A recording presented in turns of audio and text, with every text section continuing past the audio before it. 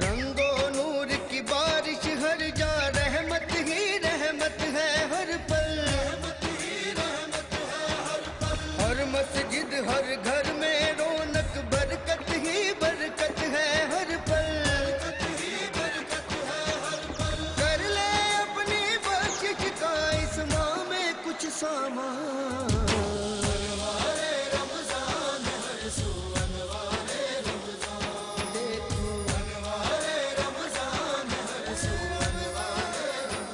بسم اللہ الرحمن الرحیم۔ السلام علیکم۔ انوار رمضان کی خصوصی افطار ٹرانسمیشن میں کیٹرنگ نیوز کے پلیٹ فارم سے برادران اسلام آپ کی میزبان رضا سیفی آپ کو خوش آمدید کہتی ہوں، اور مالک کے کرم اس کے احسان سے پروردگار کی برکتوں سے ہم 16ویں روزے میں آج داخل ہو چکے ہیں، اور اب ایک ایک دن کم ہوگا آج سے، کیونکہ کل تک یہ تھا کہ ہم 15ویں روزے میں تھے اور اب آج 16ویں روزے میں آ چکے، تو اب ہمارے پاس 14 روزے رہ جائیں گے یا 13 روزے رہ جائیں گے، اور ایک ایک کر کے اب ہم کمی کی طرف بڑھ رہے ہیں، دوسرے عشرے کے اختتام کی طرف بھی بڑھ رہے ہیں۔ آج بہت ساری چیزیں ہیں، آج یتامہ ڈے بھی منایا جا رہا ہے، یعنی کہ یتیموں کا دن پوری دنیا میں منایا جا رہا ہے۔ کچھ لوگ کل اس کو منا رہے تھے، کچھ لوگ آج سیلیبریٹ کرتے تھے۔ یہ 15 16 17 یہ ڈیز ہیں، اس میں ورلڈ آرفن ڈے جس کو کہتے ہیں، یتیموں کا دن، وہ بھی منایا جاتا ہے، اور یتیموں کے لیے رسول اکرم صلی اللہ علیہ وآلہ وسلم بار بار کہتے تھے کہ ان کے ساتھ اچھا سلوک کریں اور ان کی ہائے نہ لیں، ان کی بد دعا نہ لیں، کیونکہ جن کے والدین نہیں ہوتے، والدین ایک بہت بڑی نعمت ہے، اس میں کوئی شک نہیں ہے، کوئی بھی شخص اس بات کو جھٹلا نہیں سکتا کہ اس کے والدین نے اس کے لیے کچھ نہیں کیا۔ والدین یقینی طور پہ اپنی اپنی کیپیسٹی میں اپنے بچوں کے لیے ہمیشہ جتنا کر سکتے ہیں یہ کوشش کرتے ہیں کہ وہ ان کے لیے کر رہے ہیں، اور والدین کا سایہ اگر سر پر نہ ہو اور بچے یتیم ہوں یا مسکین ہوں تو یقینی طور پہ ان کے ساتھ انتہائی شفقت اور نہایت رحم دلی اور مہربانی سے پیش آنے کی ہدایت ہے نبی پاک صلی اللہ علیہ وآلہ وسلم کے لیے، اور یہ کہا گیا ہے کہ یتیموں کا حق نہ کھاؤ، یتیموں کا مال نہ کھاؤ، ان کو ان کے حصے کی تمام چیزیں دو۔ دوسرا، آج سے 8 برس پہلے ہمارے ساتھ ہمارے بہت ہی خوبصورت بڑے کراچی کے اور بہت پیاری آواز، بہت پیاری پرسنالٹی امجد صابری بھائی، آج ان کی شہادت کا بھی دن ہے۔ پھر آج غزوہ بدر کے حوالے سے بھی ہم بات کریں گے، تو آج 2-3 چیزیں جس کے اوپر ہم گفتگو کا سلسلہ اپنا جاری رکھیں گے، لیکن ٹرانسمیشن کا آغاز رب تعالیٰ کے کلام سے، اس کے بابرکت نام سے، جس سے اس ٹرانسمیشن کو بھی سکون ملتا ہے اور ہمیں بھی سکون ملتا ہے۔ تو میں جاؤں گی، میرے ساتھ ہمارے ساتھ روزانہ کی طرح یا قاری محمد ثانی موجود ہوتے ہیں، ان کی طرف جاؤں گی۔ السلام علیکم قاری صاحب، کیا حال ہے، کیسے آپ؟ قاری صاحب کون سی صورت ہے جس کی تلاوت قرآن پاک پیش کریں گے؟ سورۃ آل عمران۔ چلیے بسم اللہ۔ اعوذ باللہ من الشیطان الرجیم، بسم اللہ الرحمن الرحیم،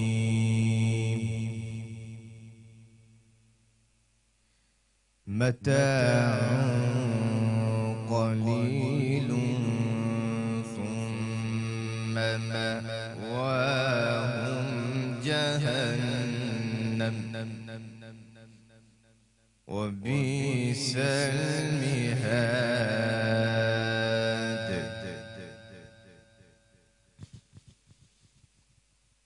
لیکن الذین اتقوا ربهم لهم جنات تجری من تحتها الأنهار خالدین فیہا نزلا من عند اللہ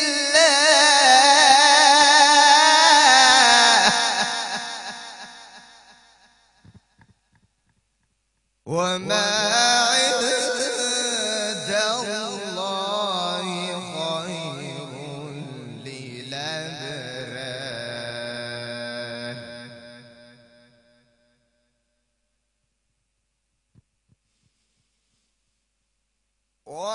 وَإِنَّ مِنَ أَهْلِ الْكِتَابِ لَمَن يُؤْمِنُ بِاللَّهِ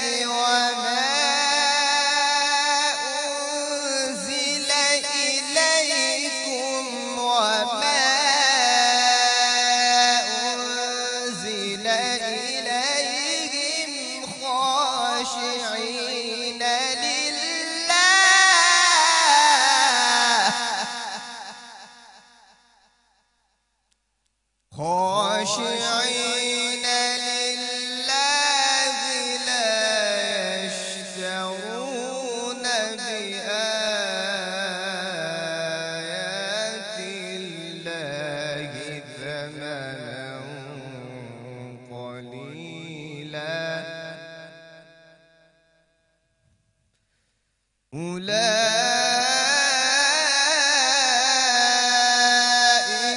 لهم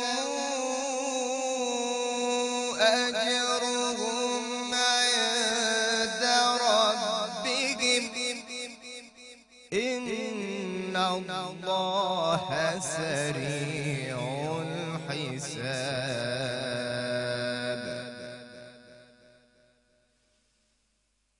يا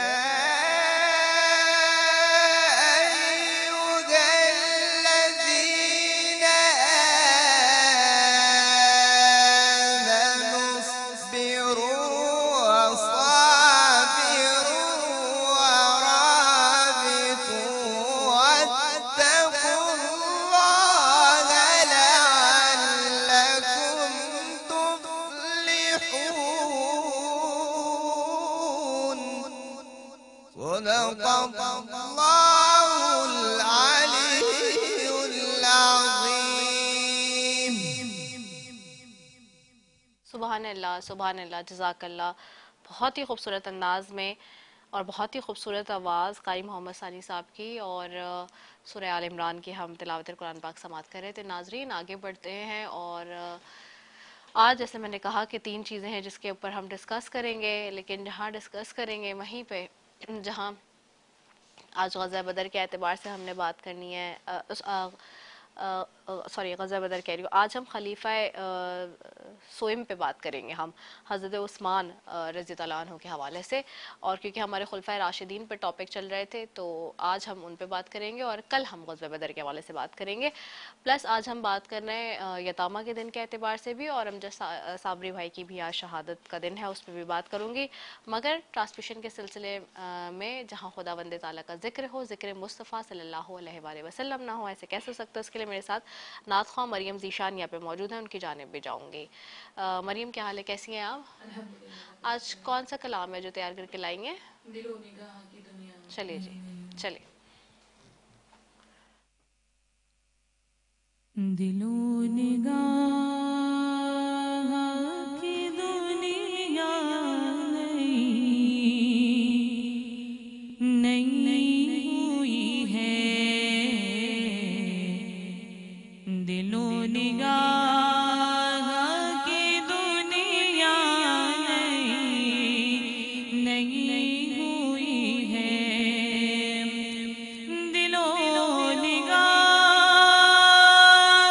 ہے،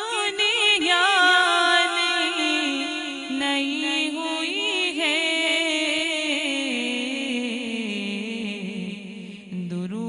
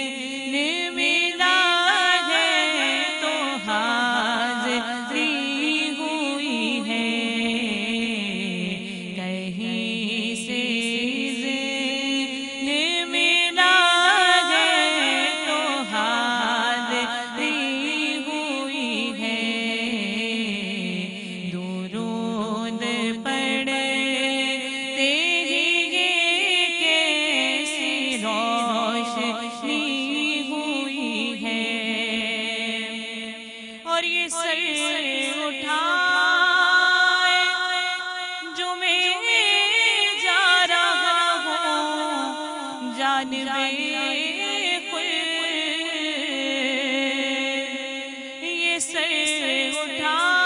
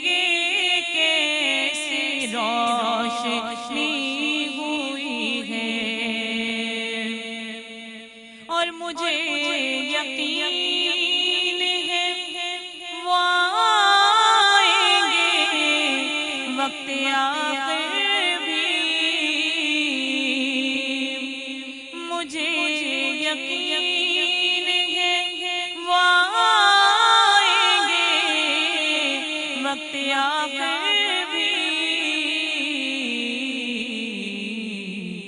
मैं ये कहूँ गाजी ग्यारह तभी अभी हुई है। मैं ये कहूँ गाजी ग्यारह तभी अभी हुई है। दिलो निगाह की दुनिया नई नई हुई है। दुरूद पढ़ते ही कैसी रोशनी हुई है। अल्लाह सुभानअल्लाह जज़ाकल्लाह माशाल्लाह बहुत ही खूबसूरत कलाम पेश करने की सादत हासिल करी थी। नातख़्वा मेरे साथ मौजूद थी मरियम ज़ीशान, और बेशक ये दोनों अस्कार ऐसे हैं कि जिससे हमारी महफ़िल में रोशनी आ जाती है, जिसमें चार चाँद लग जाते हैं, और इसके बग़ैर हम अपनी महफ़िल का आगाज़ और शुरुआत कर ही नहीं सकते।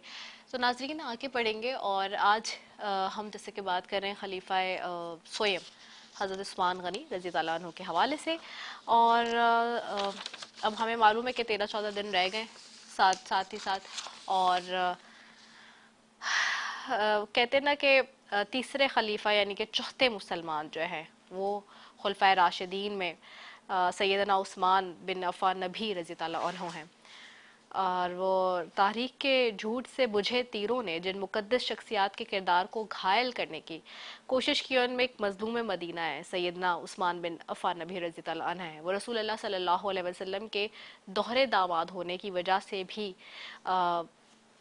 मशहूर थे, या आप कह सकते हैं कि उनको बड़ी अहमियत हासिल थी। ज़ुल नौरैन कहा जाता था उन्हें, और दोहरी हिजरत हबशा और मदीने की वजह से ज़ुल हिजर 3 भी कहलाते हैं। बैना इसी तरह दोहरे मजलूम भी हैं। एक तो आप रज़ी अल्लाह अन्हु को 40 रोज़ कैद भूखा और प्यासा रखकर शहीद कर दिया गया, और दूसरा तारीख़ ने भी आप पर बहुत मतलब आपके हवाले से बहुत सारी चीज़ें लिखी हैं।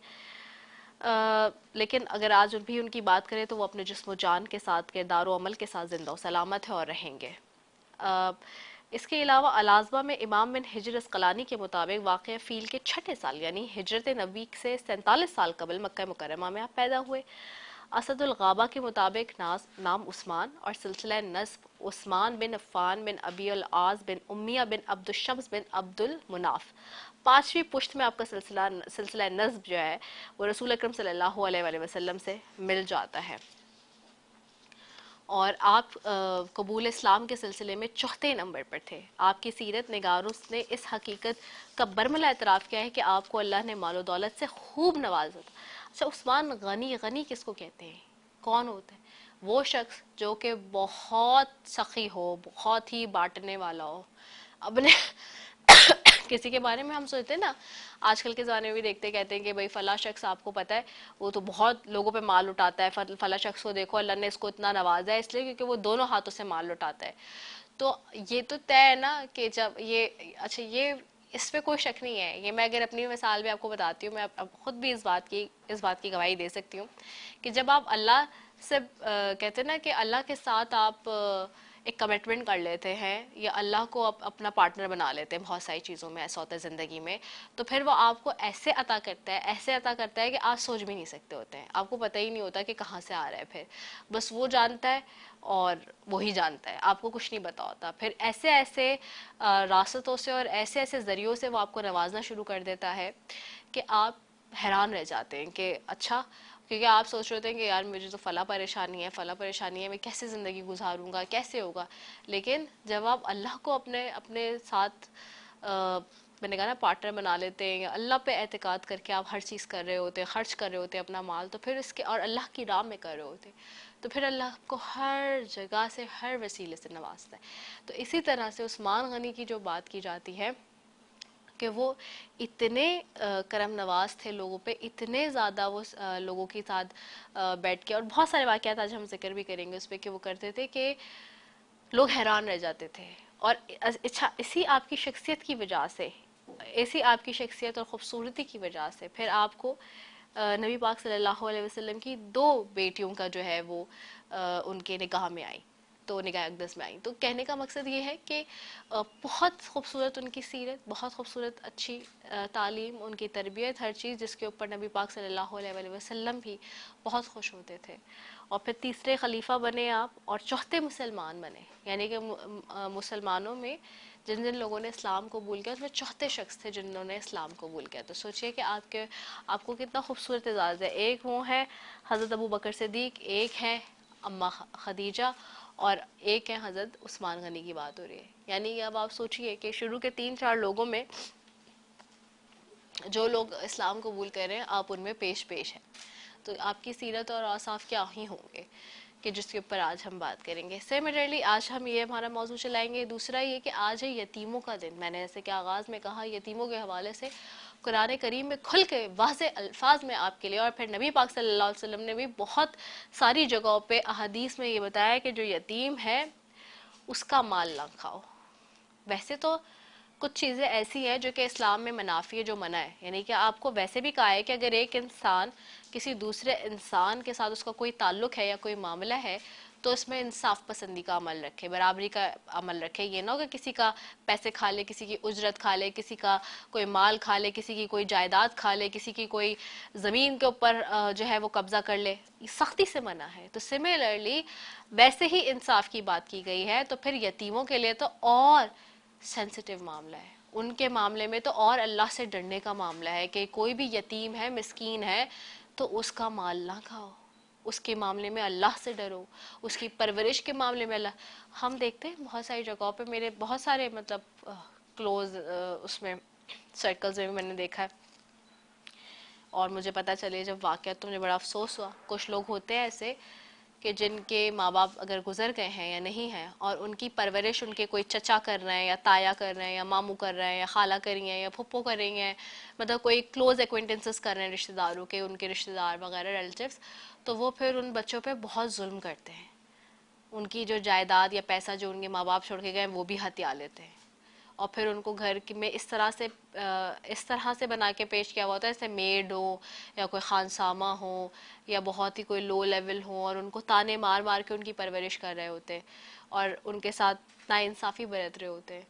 तो इस बात की सख्ती से पकड़, सख्ती से, ये आप सोच लीजिए कि इसके लिए आपकी कतई किसी तौर से माफ़ी नहीं हो सकती। तो जो यतीमों का माल खाना या उन मिस्कीनों का माल खाना या उनको मारना या उनके साथ बुरा सलूक रखना या उनके साथ गैर अखलाकी तरीके से पेश आना या बराबरी ना करना या इंसाफ ना करना, इस सब के लिए सख्ती से मना है, मुमानियत है इस्लाम में। अल्लाह की तरफ से भी, नबी की तरफ से भी, ना नबी को ये पसंद है ना अल्लाह को मेरे पसंद है। तो आप ये याद रखिए, अगर इस ज़माने में भी आप किसी का हक खा रहे हैं, किसी के साथ बुरा कर रहे हैं, यतीमों में किसी को मार रहे हैं, उसको अच्छे तरीके से नहीं ट्रीट कर रहे हैं, तो आपने इसका जवाब दे होना है, दुनिया में भी, आखिरत में भी, कब्र में भी। तो ये बहुत ज़रूरी है जी। और इसके ऊपर भी बात करेंगे। 0213413448 कॉल्स के लिए भाई कॉल्स लो। बहुत सारे लोग मुझे सोशल मीडिया पे मैसेज कर रहे हैं कि जी आपके चैनल वाले कॉल नहीं ले रहे, तो भाई आप प्लीज़ कॉल्स लीजिए। और मैं फिर नंबर बता दिया है, बहुत सारे लोग शामिल होना चाहते हैं तो कॉल्स ले। और अभी रूफी भाई, सरमद, ये सब बैठे, मैं इनसे यही चाहूँगी कि जी कॉल्स के लिए चलाइएगा और कॉल ज़रूर लीजिए, कि लोग बहुत चाहते हैं पार्टिसिपेट करना, तो ये करना। तो कॉल्स हमारे बिल्कुल, प्रोड्यूसर भी हमारे और सारे रेडी बैठे, और आपकी कॉल्स भी लेंगे और आपको शामिल गुफ्तगू भी करेंगे। तो जी आज के स्पॉन्सर्स की भी बात कर लेते हैं जी। इस ट्रांसमिशन को स्पॉन्सर किस किस ने किया है? ट्रांसमिशन के स्पॉन्सर्स में शामिल है Pepsi, Shaukat Khanam, Patel hospital, Rooh Afza, Nelson paint जो कहते हैं रंग जिंदगी का, अल खिदमत, GFS builders, Bombay light house कहता है light up your life, Rumi builders, मिलन एंग्रो, अंदाज active canola, active lifestyle, Pakola flavoured milk and house of fashion bye Aamir Ali. तो तमाम हमारे स्पॉन्सर्स का बेहद शुक्रिया जी कि जो हमारे साथ बने हुए हैं। और जी आज के आप देख रहे हैं बहुत ही ब्यूटीफुल सा आउटफिट आज का मैंने पहना हुआ है जी। रेड कलर अभी तक पहना नहीं था, आज पहना है मैंने। बहुत ही प्यारा आउटफिट है जी। और ये हमें भेजा है मलबूसात ने, तो thank you so very much मलबूसात, मेरी बहुत ही प्यारी डिज़ाइनर है एनम, जो बहुत अच्छे आउटफिट्स बना रही है जी। Thank you so very much. और आपके आउटफिट्स हमेशा से पसंद आते हैं। तो मलबूसात کی طرف سے ہمارا آج کا آؤٹ فٹ ہے. تو ناظرین اس وقت ہم جاتے ہیں شیف کی طرف، اور جو خواتین کا دیرینہ مسئلہ ہوتا ہے اس کے اوپر ہم بات کر رہے ہوتے ہیں کہ جی کیا پکانا ہے، کیا کھلانا ہے، جھٹ پٹ کیا بنانا ہے. تو جی شیف کی طرف جائیں گے اور دیکھتے ہیں آج جو خواتین کا دیرینہ مسئلہ کیسے حل کر رہے ہیں. اس کے ساتھ واپس آتے ہیں. السلام علیکم ورحمۃ اللہ وبرکاتہ.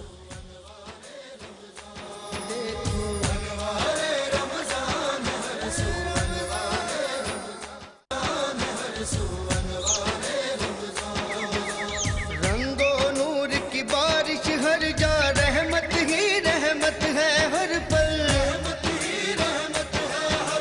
ہر مسجد ہر گھر میں رونق، برکت ہی برکت ہے ہر پل. کر لے اپنی بخشش کا اس ماہ میں کچھ سامان.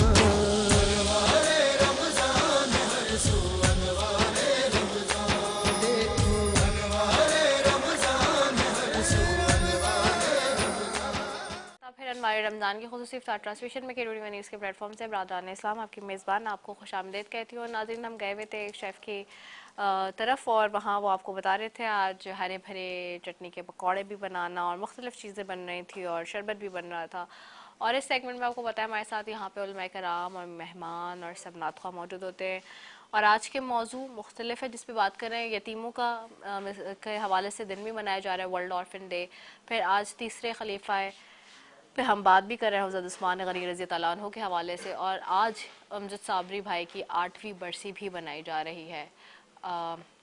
اور ہم سے رخصت ہونے والی وہ شخصیت جو بڑی ہی زبردست قدافر شخصیت تھی، 8 سال ہو گئے ان کو گزرے ہوئے.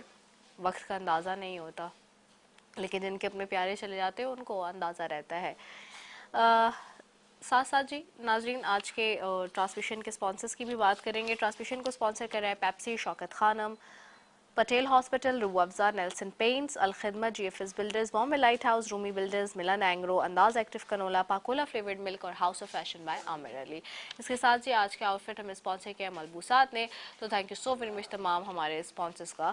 ساتھ ہی جی آگے بڑھوں اور ساتھ ہی ساتھ اپنے مہمانوں اور علماء کرام کی طرف بھی جاؤں گی اور آپ کے ساتھ بھی بات کروں گی. 021341348123 ہمارا نمبر ہے جس پہ آپ کے ساتھ بات ہوگی اور آپ کی کالز کا سلسلہ آج ہم لیں گے بھی انشاءاللہ، آپ سے بھی گفتگو کریں گے. تو سب سے پہلے میرے ساتھ یہاں پہ موجود ہیں مفتی محی الدین منظوری صاحب موجود ہیں، ان کو خوش آمدید کہوں گی. السلام علیکم. اور ہمیشہ کی طرح روزانہ کی طرح ہمارے بڑے ہی خاص یہاں پہ مہمان بھی موجود ہیں، اور روزانہ آپ اس سیگمنٹ میں ہمارے ساتھ کوئی نہ کوئی مہمان دیکھتے ہیں. تو آج میرے ساتھ یہاں پہ عبدالوسیم بھائی ایم پی اے ایم کیم پاکستان سے سندھ سے، ان کو بھی خوش آمدید کہیں گے. السلام علیکم. کیسے ہیں، کیا حال ہے؟ جی اللہ کا شکر ہے. اور میرے ساتھ یہاں پہ مولانا سید سفیر علی نقوی صاحب بھی موجود ہیں. السلام علیکم مولانا صاحب، آپ کو بھی سیٹ پہ خوش آمدید کہیں گے. اور میرے ساتھ یہاں پہ نعت خواہ ارمینہ اعجاز بھی ہیں، ان کو بھی خوش آمدید کہیں گے پروگرام میں. ناظرین آج کا موضوع جیسے کہ میں نے کہا، سب سے پہلے تھوڑی سی بات کر لیتے ہیں یتیموں کے حوالے سے، کیونکہ ورلڈ آرفن ڈے یہ 2-3 دن منایا جاتا ہے پوری دنیا میں. اور میں نے آغاز میں بہت اس پہ بات کی، میں بات کر چکی ہوں. اب مفتی صاحب موجود ہیں، ان کی طرف جاؤں گے. اس ساتھ یتیموں کے حوالے سے بہت سختی سے بہت ساری چیزوں کی پابندی ہے اور بہت سختی سے احکامات ہیں نبی پاک صلی اللہ علیہ وسلم کی طرف سے بھی اور اللہ کی طرف سے بھی ہم دیکھتے ہیں. کیا کہیں گے اس پہ؟ بسم اللہ الرحمن الرحیم. الحمدللہ رب العالمین والعاقبۃ للمتقین والصلاة والسلام علی سید الانبیاء والمرسلین والحمدللہ رب العالمین. سب سے پہلے تو میں یہی کہوں گا کہ مجھے اس بات سے بڑی تکلیف ہوتی ہے جب یہ مغربی تہذیب سے وابستہ جو یہ ایام باقاعدہ بنائے جاتے ہیں. میرا ایک سوال مغرب سے یہ ہے، کیا یہ ایام کے لیے ہی مخصوص ہے؟ یہ بیچارے جو مظلوم، جیسے خواتین ڈے اور بچوں کا ڈے، والدین کا day, mother day, father day, تمام ڈے. ہمارے اسلام تو ان سب چیزوں کی روز اول سے بہت سختی کے ساتھ اس پر عمل پیرا ہے. اور اسلام کی اگر خوبصورتی دیکھیں تو اسلامی خوبصورتی میں یہ چیزیں ہیں کہ مظلوم، پریشان حال اور ہر کسی کو جس کی جہاں عزت ہے اس کی عزت کا بہت زیادہ اسلام نے احترام رکھا ہے. والدین کے حوالے سے کہیں، یتیموں کے حوالے سے چونکہ مختصر بات میں صرف اتنا ہی کہوں گا کہ آپ علیہ الصلوۃ والسلام نے فرمایا کہ جس نے شفقت کے ساتھ کسی یتیم کے سر پہ صرف ہاتھ بھی رکھ دیا تو اللہ تبارک و تعالیٰ اس کو اس ہاتھ کے نیچے جتنے بال آئے اتنے اس قدر نیکی عطا کرتے ہیں۔ اور ایک واقعہ اگر میں یتیم کے حوالے سے عرض کروں کہ سرور کونین شافی محشر ساقی کوثر رحمۃ للعالمین صلی اللہ تعالیٰ علیہ وسلم عید کی نماز کے لیے تشریف لے جا رہے تھے، اور راستے میں ایک بچے کو دیکھا کہ وہ مٹی سے کھیل رہا ہے، اس کے جسم میں کپڑے نہیں ہیں، تو سرکار دو عالم صلی اللہ علیہ وسلم سے ان سے پوچھا کہ بیٹے آپ نے عید کی تیاری نہیں کی، کوئی کپڑا نہیں پہنا؟ تو اس بچے نے بہت ہی مطلب چہرہ بناتے ہوئے بہت ہی رونے والا کہا کہ میرے والدین نہیں ہیں، وہ جنگ میں شہید ہو گئے۔ آپ علیہ الصلوۃ والسلام کی آنکھوں میں آنسو آ گئے۔ آپ علیہ الصلوۃ والسلام نے اس بچے کو فوراً گود میں لیا اور امی عائشہ طاہرہ مطہرہ رضی اللہ تعالیٰ عنہ کے پاس لے کر گئے اور جا کے کہا اس بچے کو نہلاؤ، کپڑا پہناؤ۔ یہاں پورے صحابہ جتنے تھے وہ عید کی مصروف تھے کہ انتظار میں تھے کہ آپ علیہ الصلوۃ والسلام تشریف لائیں گے، مگر آپ علیہ الصلوۃ والسلام نے ایک یتیم کی عزت و توقیر کے لیے، اس کی حوصلہ افزائی کے لیے، اس سے محبت کے اظہار کے لیے آپ علیہ الصلوۃ والسلام ان تمام صحابہ کو انتظار کرواتے رہے، مگر اس یتیم کا خیال رکھا، یہاں تک کہ وہ نہا دھو کر تیار ہو گئے اور امی عائشہ رضی اللہ تعالیٰ نے اپنے کپڑوں میں سے کپڑے پھاڑ کر اس کو پہنا کر دی، اور آپ علیہ الصلوۃ والسلام اس کو اپنے ہاتھوں سے پکڑ کر جب عیدگاہ کی طرف لے کر جانے لگے اور کہنے لگے بتاؤ تمہیں کیا لگ رہا ہے؟ تو یتیم بچہ، عرب کے بچے بھی بڑے ہوشیار ہوا کرتے تھے، انہوں نے کہا کہ آج تو یتیمی کا مزہ ہی آ گیا۔ تو آپ علیہ الصلوۃ والسلام کی یہ عادت تھی، اور یتیموں کا مال پر جس طریقے سے آج کل خاندان والے حملہ کرتے ہیں، یہ سوچ لے کہ یہ دنیا اگرچہ یتیموں کا مال آپ کھا سکتے ہیں، مگر اللہ تبارک و تعالیٰ نے آخرت کی دہکتی ہوئی آگ ان لوگوں کے لیے رکھا ہوا ہے جس سے ان کا بہترین حساب ہوگا۔ اللہ اکبر، بہت ہی خوبصورت انداز میں آپ نے بیان کیا۔ مفتی محی الدین منصوری صاحب ہمارے ساتھ موجود ہیں۔ میں مولانا سید ظفیر علی نقوی صاحب آپ سے بھی چاہوں گی کہ آج کے اس اہم معاملے پہ تھوڑی سی روشنی ڈالیے۔ اعوذ باللہ من الشیطان الرجیم، بسم اللہ الرحمن الرحیم، الحمد للہ والصلاۃ والسلام علی اہلہا، اما بعد۔ یقیناً برادر عزیز نے بہت ہی مفید گفتگو فرمائی۔ دیکھیے، اسلام کی خوبصورتی یہ ہے کہ وہ ایک جامع دین ہے، جامع نظام ہے، جس میں ہر ایک چھوٹے چھوٹے عنصر پہلو کو مفصل طریقے سے بیان کیا گیا، من جملہ یتیمی کا ایک مسئلہ اور ایک اہم موضوع۔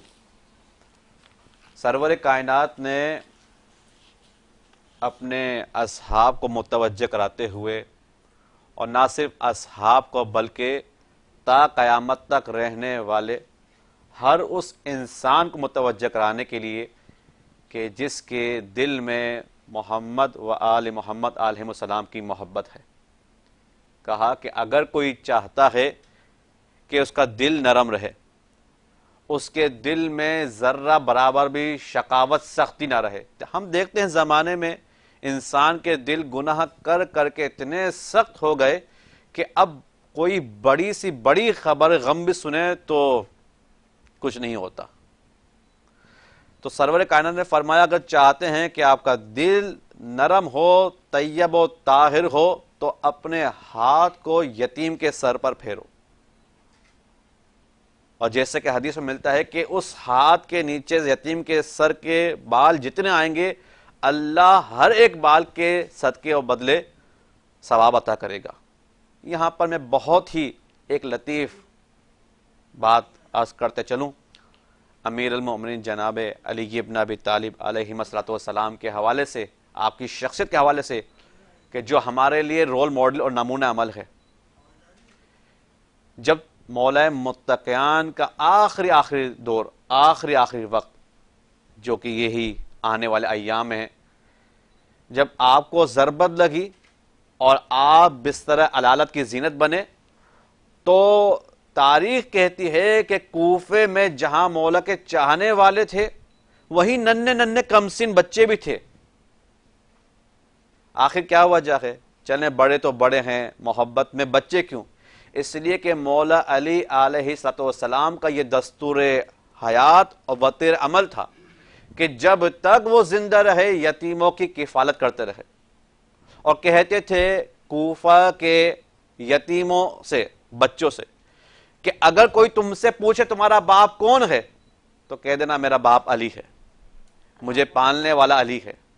اتنی شفقت فرماتے تھے کہ ایک واقعہ ملتا ہے اور اسی پر گفتگو تمام، کہ رات کا پہر تھا، آپ کا وطیرہ یہ تھا، اور جیسے کہ رہا میرے مولا اور ان کی آل کا، کہ رات کے پہر میں اپنے شانوں پر، اپنے کاندھوں پر اناج سے پر بوری لاد کر لے جایا کرتے تھے۔ تو ایک رات دیکھا کہ کسی گھر سے رونے کی صدا بلند ہو رہی ہے، معلوم ہوا کہ کسی شہید کا گھر ہے جو راہ خدا میں جام شہد نوش فرما چکا، اب اس دنیا میں نہ رہا، لیکن اس کے بچے ہیں جو بھوک سے بلک رہے ہیں۔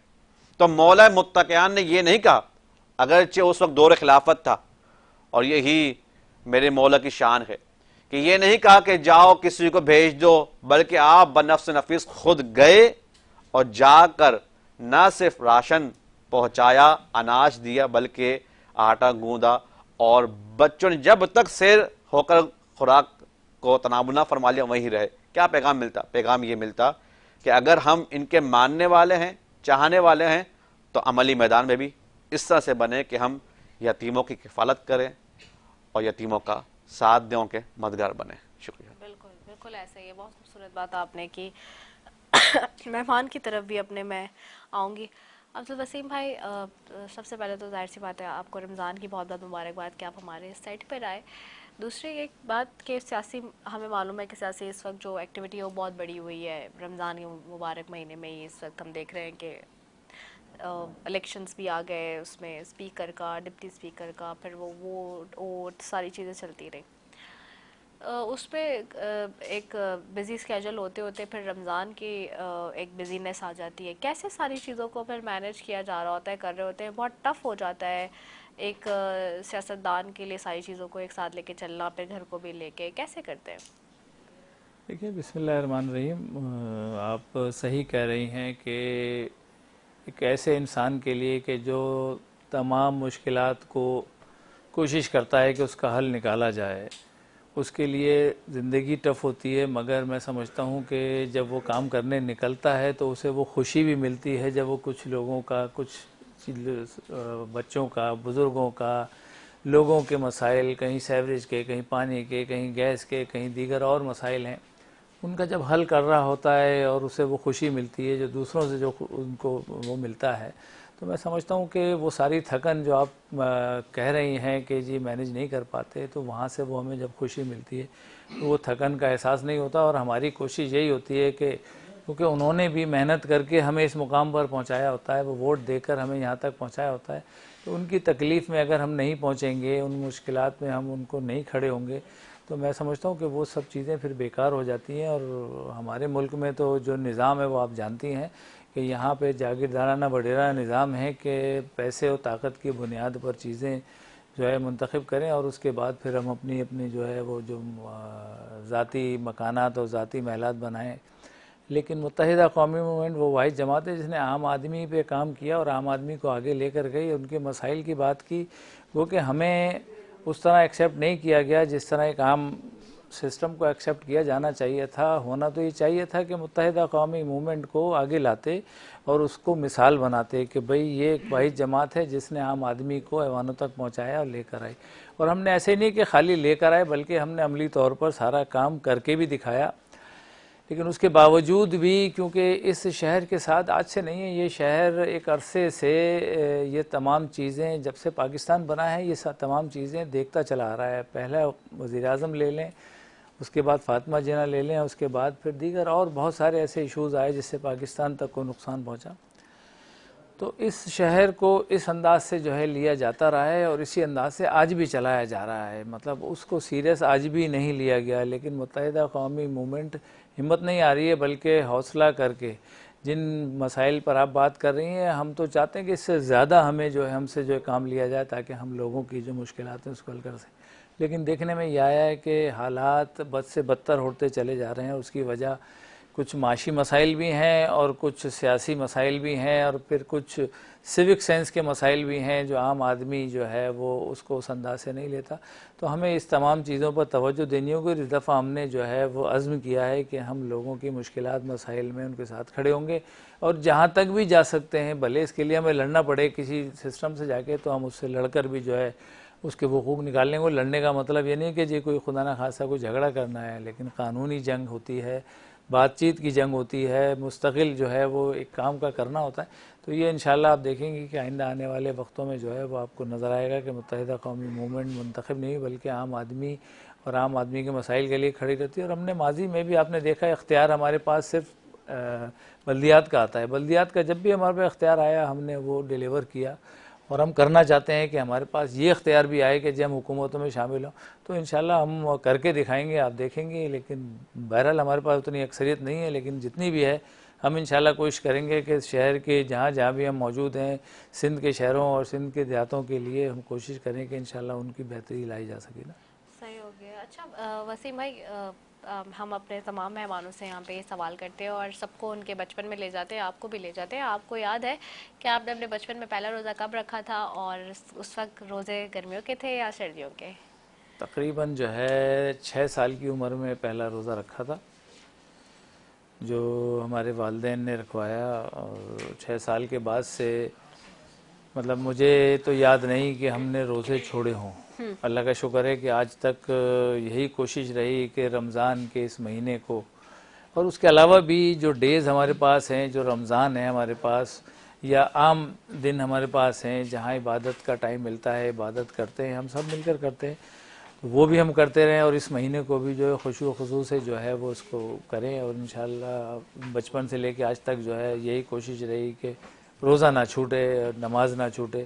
اور نماز میں کہیں کہیں کوتاہی ہو جاتی ہے, میں نہیں کہتا کہ جی میں یہ کہوں کہ جی بالکل, لیکن رمضان کا مہینہ انشاءاللہ پورا اچھے انداز میں گزارتے ہیں اور یہ ہماری والدین کی بڑی وہ ہے فضیلت ہے. اور والدین نے ہمیں بہت ساری چیزیں ایسی سکھائیں کہ مطلب میں تو یہ کہوں گا کہ میرے والدین نے تو مجھے یہ سکھایا کہ لوگوں کی خدمت کیسے کرنی ہے, اور وہ آج تک جو ہے وہ میں کر رہا ہوں, اور چاہے وہ سیاسی طور پر ہو یا ویسے بھی ہو.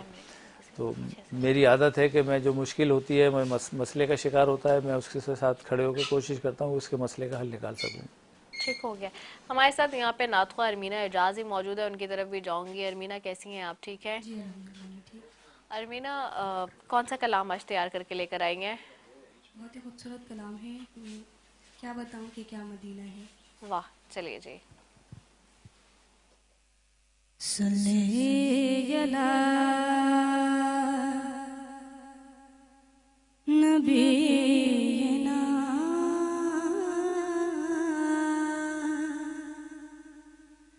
صلی علی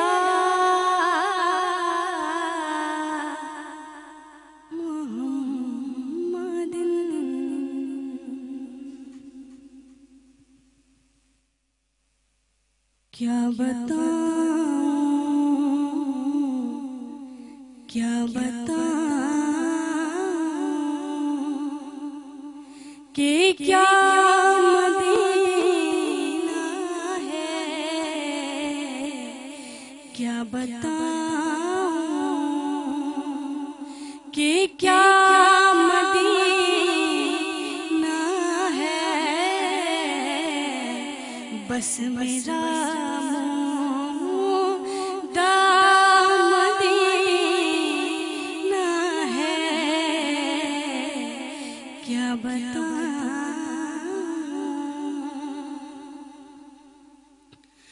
اٹھ کے جاؤں کہاں مدینے سے,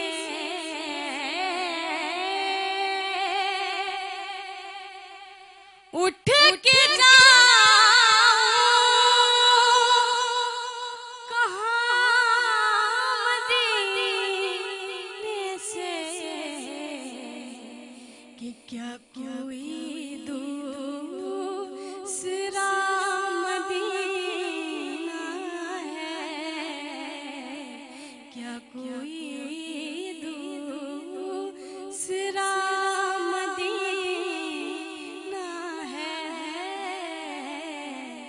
क्या बताऊं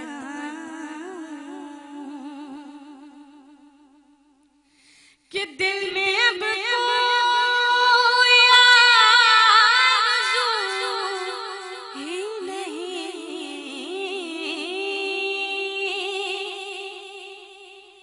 कि दिल में अब कोई आरज़ू ही नहीं,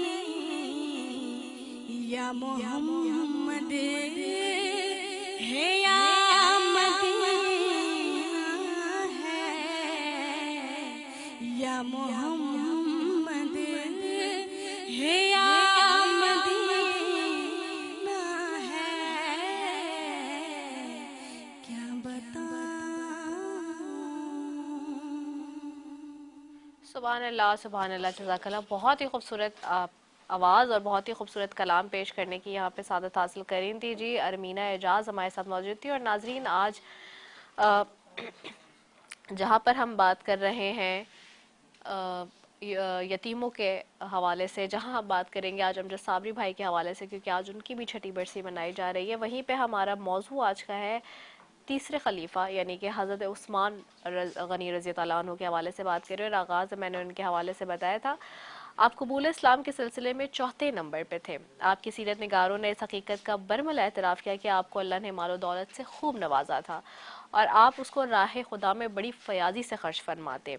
मुश्किल हालात में आपने मुसलमानों के लिए उनकी रोज़मर्रा की ज़रूरियात को पूरा किया, खुसूसन ठंडे मीठे पानी के कुएँ वक्फ किए, गज़वात में असलहा, सवारियाँ और फ़ौजी राशन का बंदोबस्त किया, ज़मीन ख़रीद के मस्जिद नबी सल्लल्लाहु अलैहि वसल्लम की तौसीए करना आपकी इम्तियाज़ी शान है। मुख्तसर तारीख़ दमिश्क में है कि हज़रत अब्दुल्ला बिन उमर रज़ी अल्लाह अन्हु फरमाते हैं कि सूरतुल ज़मर आयत नंबर 9 अल्लाह ताला ने इरशाद फरमाया है कि एक ऐसा शख्स जो रात की तन्हाइयों में अल्लाह के हुजूर सजदे करता है, उससे मुराद हज़रत उस्मान गनी रज़ी अल्लाह अन्हु है। सही मुस्लिम और इब्ने माजा में हज़रत अबू हुरैरा रज़ी अल्लाह अन्हु से रिवायत है कि नबी करीम सल्लल्लाहु अलैहि वसल्लम ने इरशाद फरमाया, हर नबी का जन्नत में एक रफ़ीक होगा और मेरा रफ़ीक उस्मान बिन अफ़्फ़ान रज़ी अल्लाह अन्हु होंगे। सैयदना उस्मान गनी जैसे सखाफत के पैकर थे, ऐसे ही शुजाअत के पैकर थे। आपने ज़माने नबी में तकरीबन तमाम ग़ज़वात में बनफ़्स नफ़ीस शिरकत की। सुलह हदैबिया के मौके पर नबी पाक ने अपना सफ़ीर सैयदना उस्मान को बनाकर भेजा कि वो मक्का पहुँचे और अहले मक्का से मुज़ाकरात करें।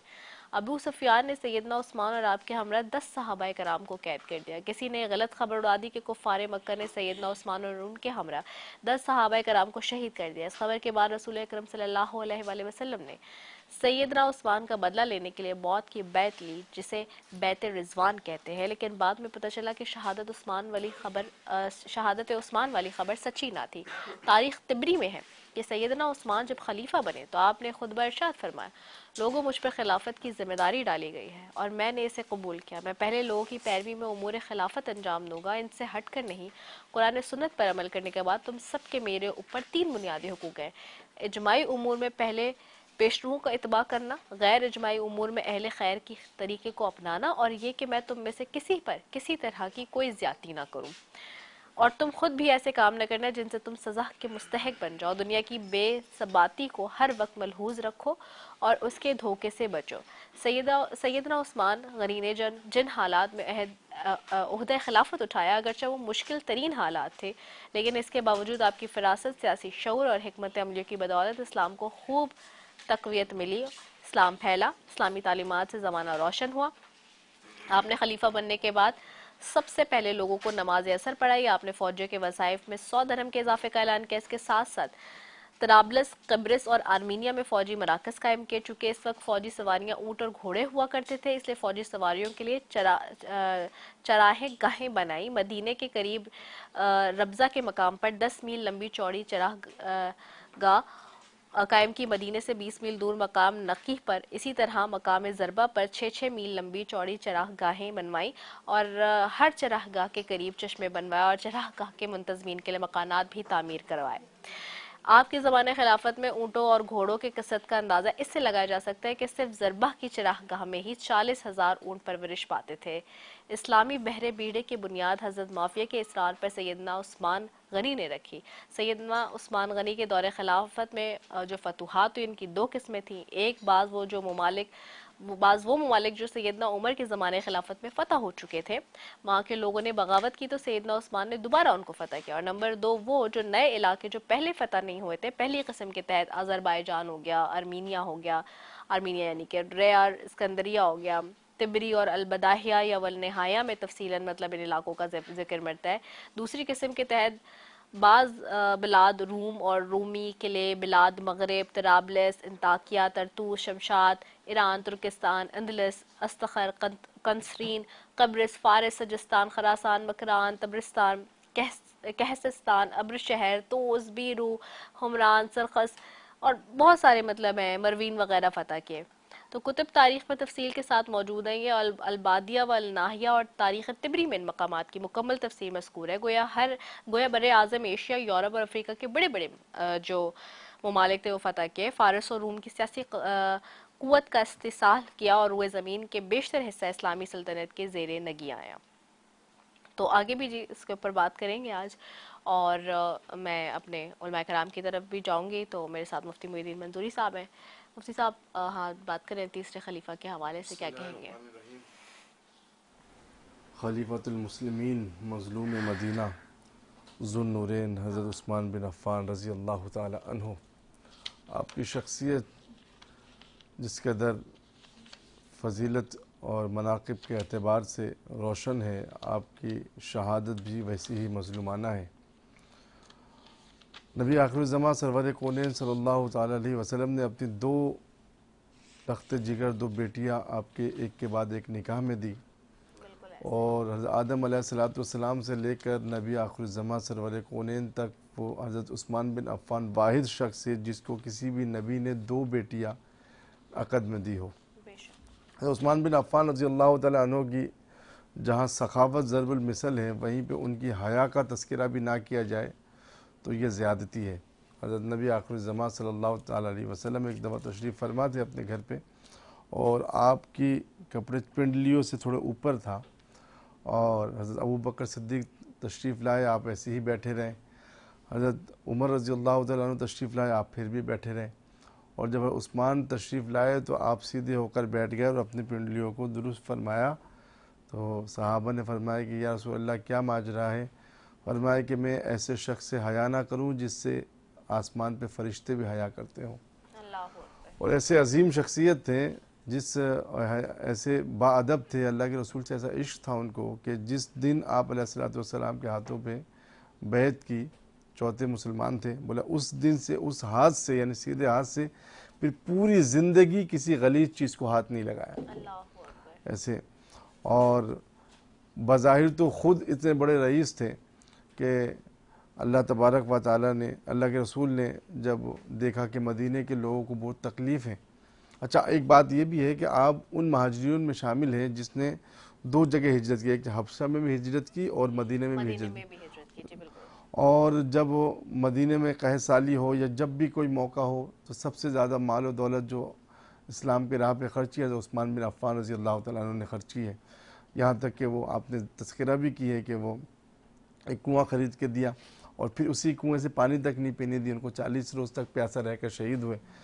اچھا تربیت، اپنے والد بچوں کی تربیت کے ایسا خاص خیال رکھتے تھے، ان کی زندگی کا ایک خوبصورت میں اگر گوشہ کو آپ لوگوں کے ناظرین کی نظر کروں کہ ایک دفعہ ایک مقروض آدمی جو کہ کافی دینار کا مقروض تھا اور 3-4 ہزار دینار کا مقروض تھا، وہ خلیفۃ المسلمین حضرت ابو بکر صدیق رضی اللہ تعالیٰ عنہ کے پاس تشریف لائے اور آگے شکایت کی کہ میں بہت مقروض ہوں، مجھے بیت المال میں سے کچھ عنایت کرے تاکہ میری قرضوں سے مجھے خلاصی ہو، مجھے تھوڑی آزادی ملے۔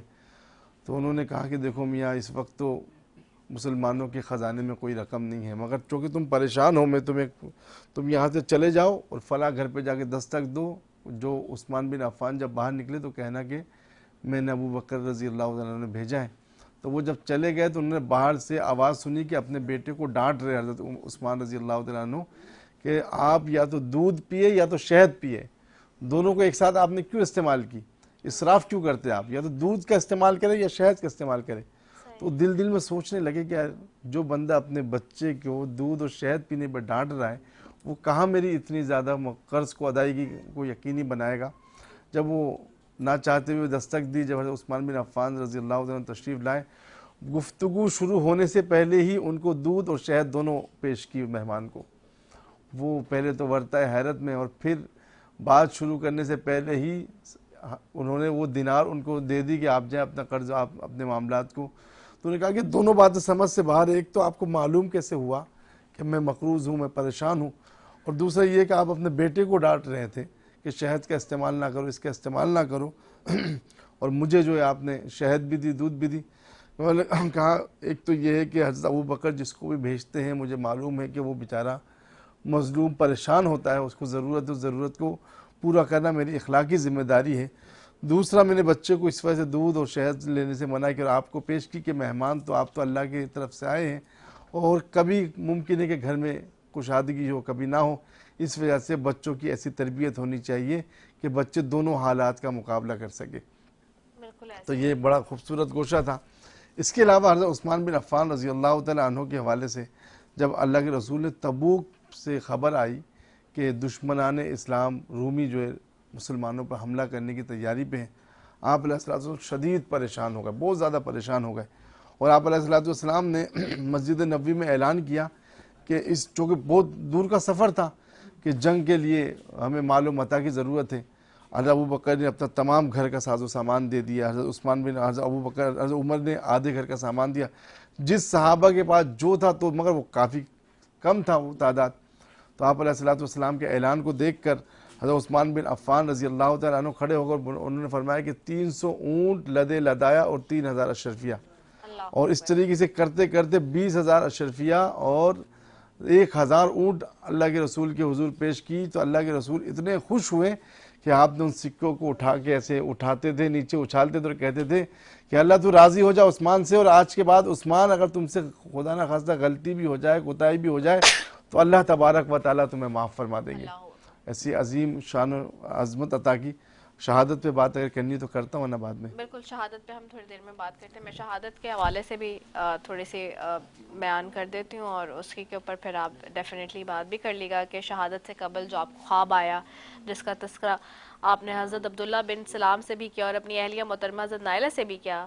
اور البدایہ والنہایہ میں ہے کہ عبداللہ بن سلام کہتے ہیں کہ میں سیدنا عثمان کے پاس آیا، آپ کو سلام کیا. آپ نے فرمایا کہ رات میں نے حضور صلی اللہ علیہ وآلہ وسلم کو خواب میں دیکھا ہے. آپ نے مجھ سے پوچھا ہے کہ کیا تمہیں محسور کر دیا گیا ہے؟ میں نے کہا جی ہاں. آپ نے پوچھا کیا تمہیں ان لوگوں نے پیاسا رکھا ہے؟ میں نے کہا جی ہاں. آپ نے ایک ڈول لٹکایا جس میں پانی تھا، میں نے پیٹ بھر کے وہ پانی پیا، اس کی ٹھنڈک اب بھی اپنے سینے میں پاتا ہوں.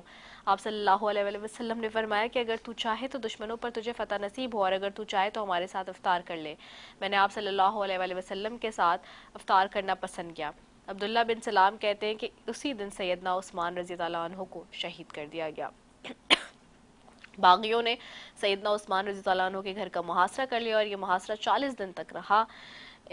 ان دنوں میں آپ مسجد بھی نہیں جا سکے تھے. تاریخ الخلفاء میں ہے کہ سیدنا عثمان کی حفاظت کے لیے جناب سیدنا علی المرتضیٰ کرم اللہ وجہہ نے اپنے 2 صاحبزادے امام حسن اور امام حسین کو مامور فرمایا. حضرت طلحہ اور حضرت زبیر رضی اللہ عنہ کے بچے بھی حسنین کریمین کے ساتھ پہرے پر تھے. آخرکار 18 ذوالحج پر اس جمعے کو تقریباً نماز عصر کے وقت سیدنا عثمان رضی اللہ عنہ کو شہید کر دیا گیا.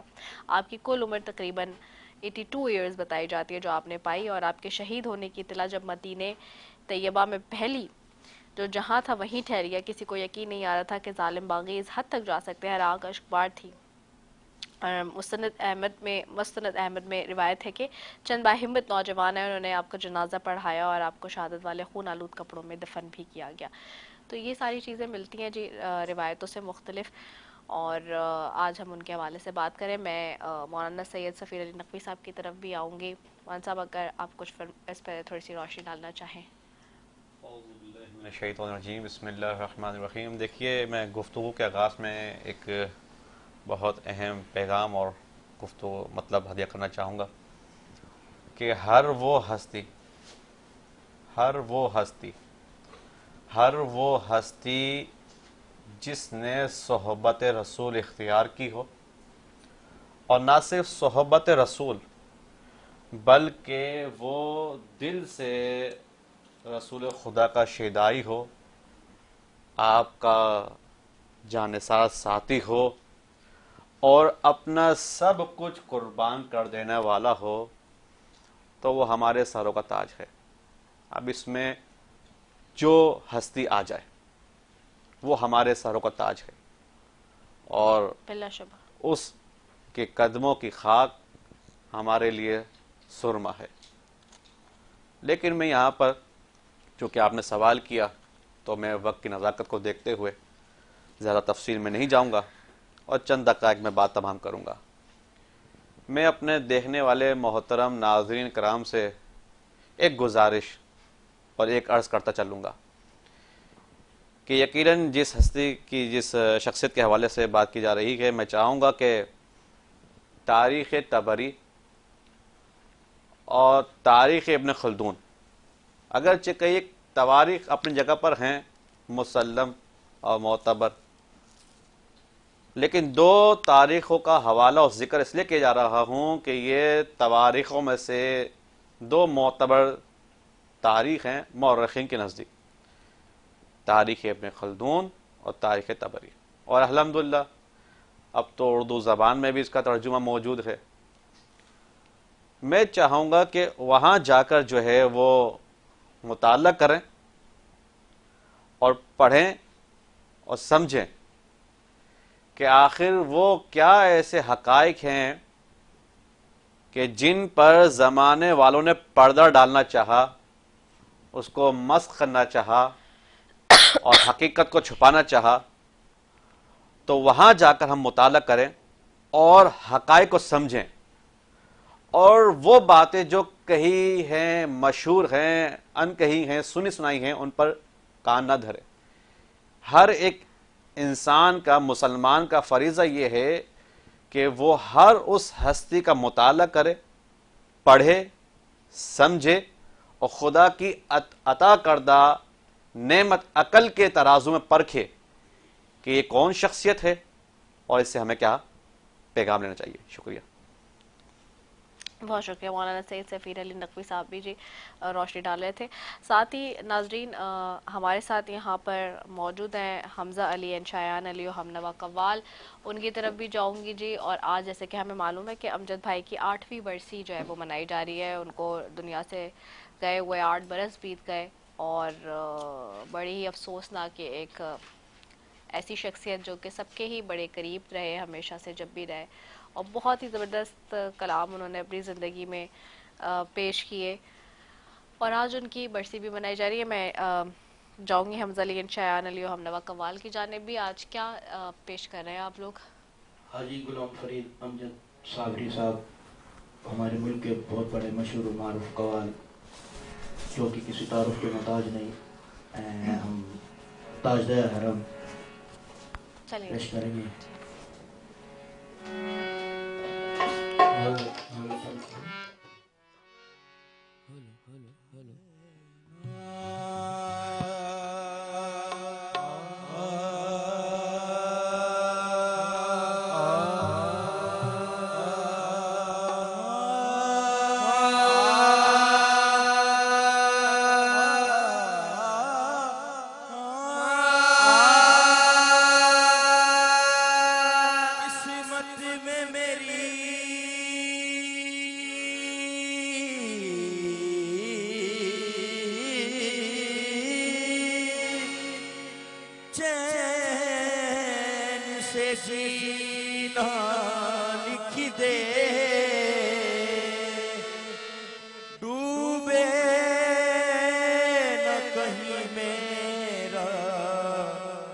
سفینہ لکھ دے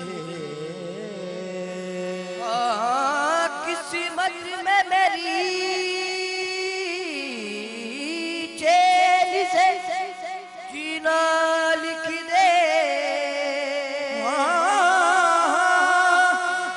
جنت بھی گوارا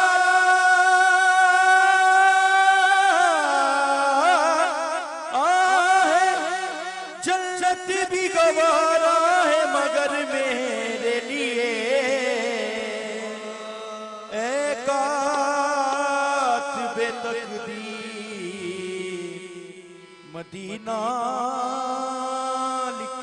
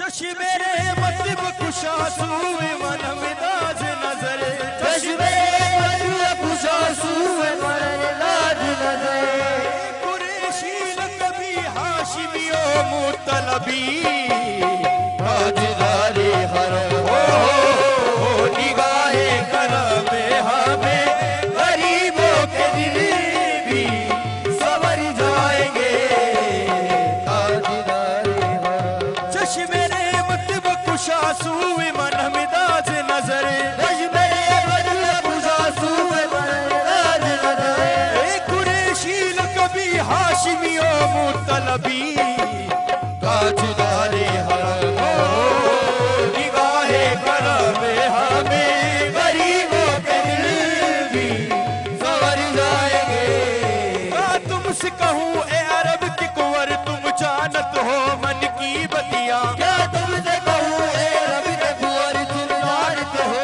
من کی بتیاں در غرقت تو اے امی لقب کاٹے نہ کٹت ہیں اب رتیاں کد تو اے امی لقب کاٹے نہ کٹت ہیں توری پیت میں سد بدھ سب وسری توری پیت میں سد بدھ صلی اللہ توری پیت میں او صلی اللہ توری پیت میں سد او صلی اللہ توری پیت میں سد بدھ سب وسری کب تک یہ رہے گی بے غائب فگن تجھ دیدہ نظر کبھی سن بھی تلو ہمری بتیا تاجدار حرم ہو نگاہ کرم ہمیں غریبوں کے دل بھی سنور جائیں گے بے کشو آیا مدینے چلے بے کشو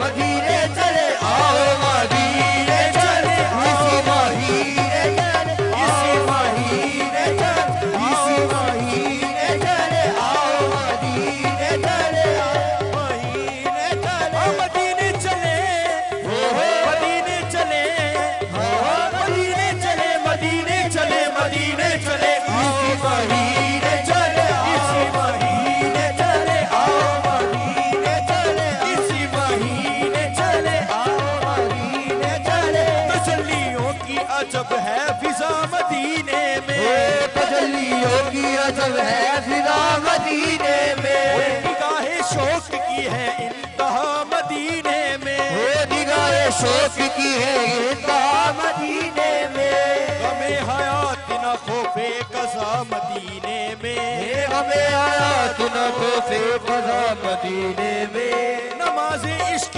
کریں گے ادا مدینے میں نماز عشق کریں گے ادا مدینے میں ادھر ادھر نہ بھٹکتے پھرو خدا کے لیے ادھر ادھر نہ بھٹکتے پھرو خدا کے لیے برائے راست ہے راہ خدا مدینے مدینے آؤ مدینے چلے اسی مہینے آؤ مدینے چلے اسی مہینے چلے آؤ مدینہ میری اوقات نہیں ہے مدینہ میری اوقات نہیں ہے سرکار بلا لے تو بڑی بات نہیں ہے اسی مہینے چلے آؤ مدینے چلے اسی مہینے چلے آؤ مدینے چلے وہ جانے والے مدینے کہے سنے وہ ذرا جو جانے والے مدینے کہے سنے وہ ذرا شاہ مدینہ سے اتنا ضرور کہہ دینا شاہ مدینہ سے اتنا ضرور کہہ دینا جو ایک زخمی ہے تیرے نگہ نظر جو پڑا ایک زخمی ہے تیرے نگہ نظر جو پڑا طرف طرف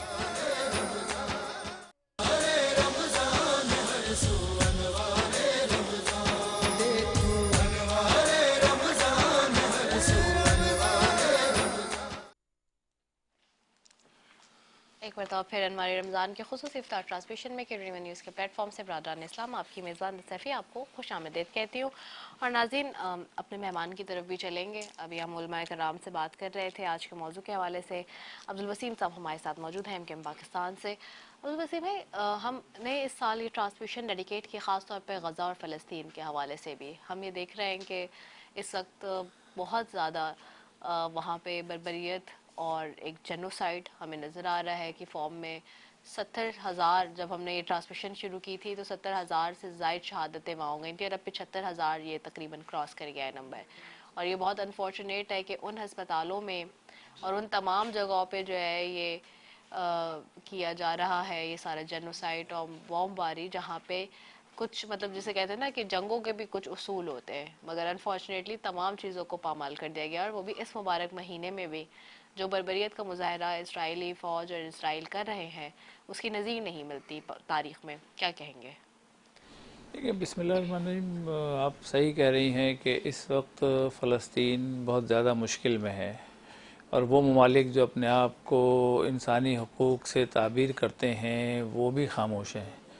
اور دیکھنے میں یہ آیا ہے کہ وہ لوگ کسی نہ کسی طرح اسرائیل کو ساتھ دے رہے ہیں، اور امت مسلمہ جو OIC کہلاتی ہے وہ خاموش ہے.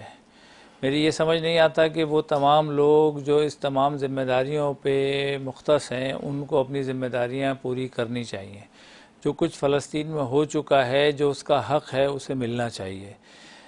دنیا میں اب یہ جنگیں اور یہ فساد ختم ہونے چاہیے. اب اکنامی کا دور ہے، اکنامی بہتر ہونی چاہیے، لیکن کئی ممالک کی کہنے کے باوجود بھی ابھی تک جو ہے نہ جنگ بند ہوئی ہے اور نہ ظلم بند ہوا ہے، بلکہ میں سمجھتا ہوں کہ فلسطین اس وقت زمیں بوس ہو چکا ہے. لوگ وہاں سے نقل مکانی کر چکے ہیں، جو لڑ رہے ہیں انہی میں سے شہادتیں ہو رہی ہیں.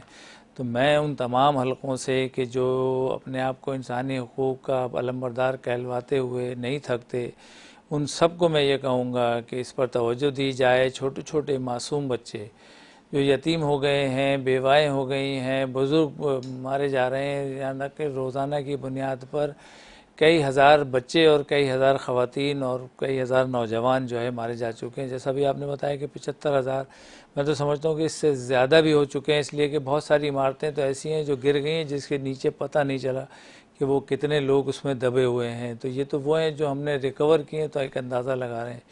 اس کے علاوہ کتنے لوگ ہیں یہ ہمیں بھی اندازہ نہیں ہے، لیکن ظلم بہت زیادہ ہو رہا ہے. تمام عالم اسلام کو اس پر کھڑا ہونا چاہیے، کھڑے ہو کر جو ہے اس کے خلاف جو ہے وہ لڑنا چاہیے، کیونکہ اس طرح کی بربریت میں سمجھتا ہوں کہ دنیا میں کہیں نہیں دیکھی گئی. کہ جنگ ہوتی ہے جنگ کے طریقے سے ہوتی ہے، لیکن یہاں تو پورے ملک پر جو ہے جنگ مسلط کر دی گئی ہے، اور وہاں نہ بچہ دیکھا گیا، نہ خواتین، نہ لوگ، نہ عوام، بلکہ وہاں کے تمام لوگوں کو اس حد تک مارا جا رہا ہے کہ لگتا ہے ایسے کہ جیسے شاید وہ انسان نہیں ہے، کوئی اور مخلوق ہے جس کو تباہی کی باعث وہ بنے ہوئے ہیں.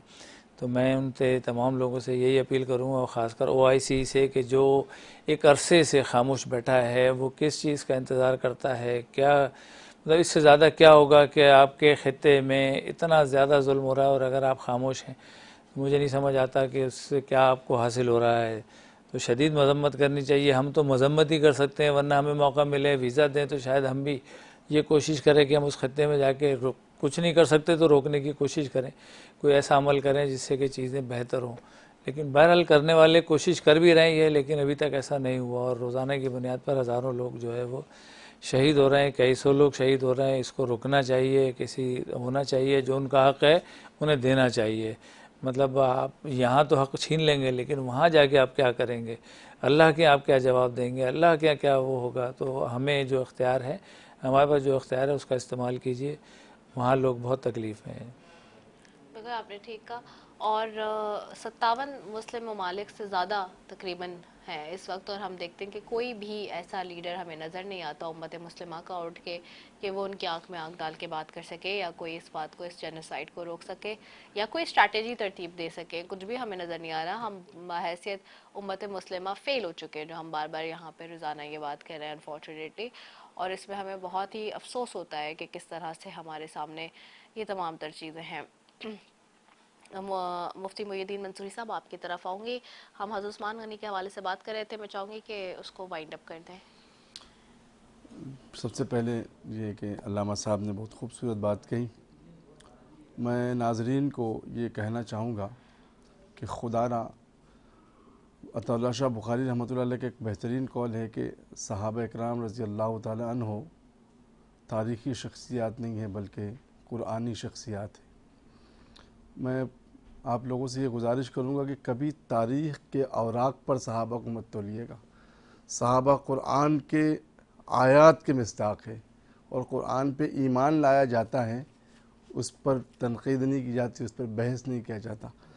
تاریخ کیا ہے؟ اگر ہم تاریخ پہ اگر بات بھی کریں، صحافت ہے۔ اس زمانے کے صحافی اس زمانے کے مورخ، لفافے والے مورخ بھی ہو سکتے ہیں کہ لفافے لے کر لکھا ہو، کسی جماعت سے متاثر ہو کر لکھا ہو، خوارج سے متاثر ہو کر لکھا ہو، کس سے بھی متاثر ہو کر صحابہ کے خلاف بکواس کی ہو۔ صحابہ کے خلاف بکواس کی جانے والی ہر تاریخ کو پاؤں کے جوتی کے نوک پر رکھتے اہل سنت والجماعت۔ یہ بات بالکل صاف سیدھی بات ہے، اس پر کوئی کمپرومائز نہیں۔ صحابہ قرآنی شخصیات ہیں، صحابہ تاریخی شخصیات نہیں ہیں۔ یہ اہم ترین بات ہے۔ زندگی میں صحابہ کو تاریخ کے اوراق پہ مت تولیے گا۔ تاریخ والوں نے پتہ نہیں کیا کچھ لکھا ہے، یہ پتہ نہیں نشہ کیا ہوا تھا ان لوگوں نے، پتہ نہیں کیا کس حالات پہ تھے، مذہب بھی ان کا ٹھیک تھا نہیں تھا۔ اور یہی مورخ ہے جنہوں نے بائبل کو چینج کیا ہے، اور اس کو جو آج جو بائبل ہے وہ تو قرآنی بائبل تو نہیں ہے جو آسمان سے اترا ہے، یہی مورخوں نے چینج کیا ان جاہلوں نے۔ تو میرے عزیز دوستوں، میں ناظرین سے بہت کہوں گا، زندگی میں تاریخ پر صحابہ کو مت تولیے گا۔ صحابہ بہت عظیم جماعت ہے۔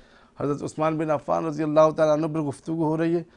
آپ کی مظلومانہ شہادت، میں صرف آپ کی مظلومانہ شہادت پہ یہ کہوں گا کہ اگر عثمان بن عفان رضی اللہ تعالیٰ عنہ مظلوم نہ ہوتے، رب کعبہ کی قسم حضرت علی المرتضیٰ رضی اللہ تعالیٰ عنہ اپنے دونوں شہزادوں کو ان کے دروازے پر چوکیداری کے لیے نہیں کھڑا کرتے۔ خدا کی قسم کھا کے کہوں، اگر تاریخی ایسی بات ہے، اس پہ کون سا ظلم نہیں ہوا عثمان بن عفان پہ۔ حضرت عثمان بن عفان کھڑے ہو گئے، میں اپنے چھت پہ کھڑے ہو گئے، کہا کہ جس کنویں سے تم مجھے پانی پینے سے روکتے ہو، یا تم لوگوں میں کوئی موجود نہیں ہے جو گواہی دے کہ یہ کنواں میں عثمان بن عفان نے خرید کر دی ہے؟ لوگوں نے کہا دی ہے۔ آپ کی سخاوت ضرب المثل، آپ کی حیا ضرب المثل، آپ نے اسلام کے لیے کیا کچھ نہیں کیا۔ اللہ کے رسول نے یہاں تک فرمایا کہ عثمان تم سے اگر خطا بھی ہو جائے تو اللہ تبارک و تعالیٰ اس کو نیکیوں سے پر کر دیں گے۔ اتنی عظیم المرتبہ شخصیت، اور پھر آپ کو جب جس بے دردی کے ساتھ شہید کیا گیا، جس قرآن کے سامنے ہر کہتے ہیں کہ جو جہاں شہید ہوگا وہ جگہ اس کی گواہی دے گا شہادت کی۔ یہ عثمان بن عفان رضی اللہ تعالیٰ وہ عظیم شخصیت تھی جن کی شہادت اور مظلومانہ شہادت کی گواہی رب کا قرآن دے گا کہ قرآن پاک کی تلاوت فرما رہے تھے۔ اور شہادت کے بعد بھی چلو شہادت ہو گئی، ایک حادثہ تھا، آپ نے کیا، آپ نے سب کچھ کیا، ان بلووں نے جو تشدد تھا سب کیا، شہادت کے بعد آپ کا جنازہ پڑا تھا اور جنازے کو دفنانے نہیں دیا جا رہا تھا۔ اس سے بڑا بھی ظلم ہے کوئی؟ اس سے بڑا بھی کوئی بے حسی ہے؟ تاریخ کون سی تاریخ کی بات کرتے؟ اس سے بڑا بھی کوئی ظلم ہے؟ احادیث بتا رہی ہے کہ آپ کا یہاں تک کہ حضرت صفیہ رضی اللہ تعالیٰ عنہ اور امہات المؤمنین نے کہا کہ اگر آج شام تک عثمان کو عزت اور توقیر کے دفنانے نہ دیا گیا تو ہم بنا احرام بنا پردے کے باہر آئیں گے، دھمکیاں دی، تب جا کے بلوے پیچھے ہٹے، ورنہ بلوے پیچھے نہیں ہٹ رہے تھے۔ اور پھر جب دفنانے کی بات آئی تو آپ کو جنت البقیع کے بالکل اینڈ میں دفنانے کی اجازت، جنت البقیع میں بھی ہم دفنانے نہیں دیں گے۔ خلیفۃ المسلمین وقت قصور کیا تھا، آپ چاہتے تو وہاں خون ریزی ہوتی۔ یہ چند مٹھی پر لوگ تھے، آپ سے حضرت علی رضی اللہ عنہ نے اجازت مانگی، عبداللہ بن عمر نے اجازت مانگی، تمام کبار صحابہ نے آپ سے اجازت مانگی، آپ اجازت دیں چند گھنٹوں میں اس فتنے کو ہم دفع کر دیں، ختم کر دیں گے۔ اور عثمان بن عفان رضی اللہ تعالیٰ نے کہا کہ نہیں، میں نبی کے شہر میں اپنی جان کے لیے خون ریزی نہیں چاہتا۔ یہ عثمان بن عفان رضی اللہ تعالیٰ نے یہاں تک کہ شہید ہو گئے۔ اور پھر آج اللہ کے فضل و کرم سے جہاں دفنایا گیا، آج ایسا لگتا ہے ماتھے کا جھومر ہے۔ جو لوگ گئے جنت البقیع میں وہ دیکھ سکتے ہیں کہ تمام سب سے اینڈ میں دفنایا تھا حضرت عثمان بن عفان کو، آج ایسا لگتا ہے ماتھے کا جھومر ہے۔ اللہ اکبر، نبی کا داماد درمیان وسط میں جھومر کی طرح چمکا رہا ہے، ان کا جسد خاکی وہاں پہ موجود ہے، ان کا قبر ایسا لگ رہا ہے کہ موتی کوئی پوری جنت، اللہ تبارک ایسی عزت ہو۔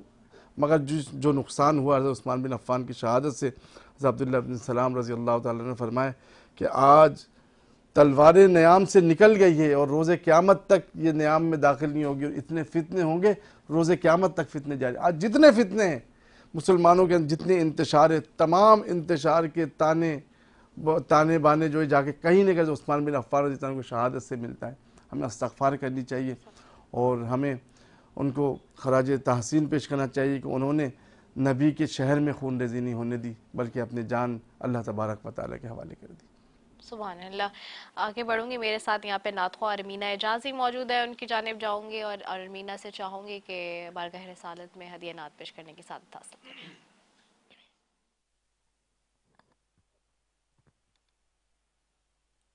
सल्ली अला नबीना सल्ली अला मुहम्मदिन